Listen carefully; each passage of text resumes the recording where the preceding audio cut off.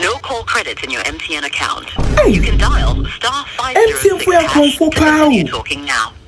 My transfer go phone so I mean fanya she me ni credit on my phone so Popolampo she me catch ro sound some phone and me talk credit go phone so me who dey all the credit be na credit na self me catch ro pa wati she bibiye pa me catch ro me down my head me fe me no wan let them me ne kwan and let them ha say man tam ha yetie wo bia te me no mi onyenka me nko an ntima wo me nko an na ma wo na phone ba akopɛ me tomato credit be adai into hu me mabo gakra mad nyam na me bia am chance my would be bia na de she ai wonim se kura mpam ya no